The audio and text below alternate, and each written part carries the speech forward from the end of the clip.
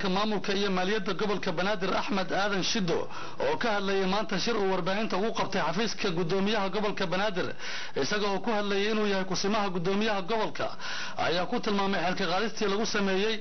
maamulkii uu isagu ka mid ka ahaa inay ahayd mid sharci darro ah xadgudubna ku ah dastuurka u yaala golaha deegaanka ee Xamar iyo xitaa axdiga u yaala buu yiri dawladda federaalka ku meel gaarka Axmed Aadan Shido waxa intaasi ku sii daray in maamulka gobolka Banaadir uu ku yimid hab doorasho ah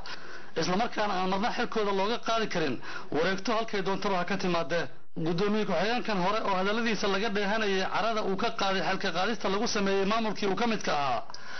ayaa misana xuseen in isaga lagala tashan arrintan iyada oo uu ka maqlay warbaahinta waxaan u haystaa buu yiri iminka in mas'uuliyiintii kala gobolka isaga ka sareysay ay iska casireen howlahoodii shaqo mar haddii ay qabalaan buu yiri xilka qaadis sharci darro ah isaga oo la hadlayay xubnaha cusub ee maamulka gobolka Banaadir dhawaan loo magacaabayna waxa uu sheegay Shido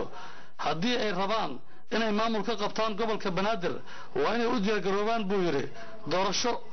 ka dhacaysa gobolka Banaadir waxaan rabaa inaan halkaan ka cadeyno anuu ku hadlayo magaca gudoomiye ku-xigeenka gobolka Banaadir ahna kusimaha gobolka Banaadir maadaama gudoomiyaha ku-xigeenkiisa casiriyay in shala meesha ka dhacaysa wax kala jiraan tahay labada ugu tuntay sharcigii iyo dastuurkii iyo gobolka iyo dawladda iyo gobolada federaalka wixii ka dhexeeyay sababtoo ah maamul la soo doortay dowladii ay soo doorteen kadib doorasho xor ka dhacday in la yiraahdo difraad aan kala baxay inay tahay waxaan noo cuntamin inay tahay waxaan la aqbali karin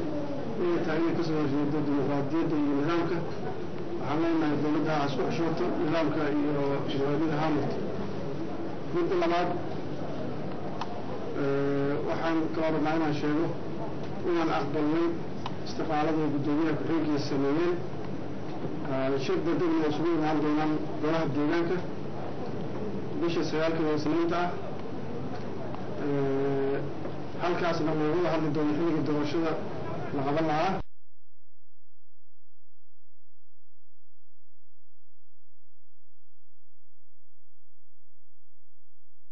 raggan wiilashada meesha laga magacaabay haddii aan xilan inay konsulka ka mid noqdaan oo dowladda u tagaan konsulka soo galaan ka dib tartan galaan gudoomiye xigeen Axmed Aadan Shido oo shirkiisan jaraa'id ay ku weliyeen xubno ka tirsan golaha deegaanka ee Xamar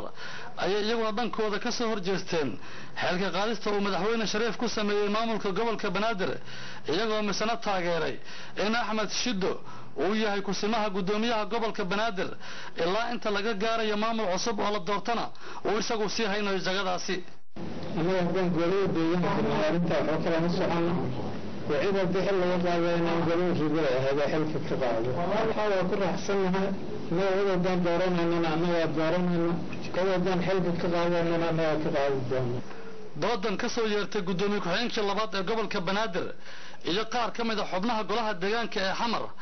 وكسر بيج ما يسمعلن كذب markii uu madaxweyne Shariif maamulkii gobolka Banaadir uu wareegto kaga qaaday xilkoodii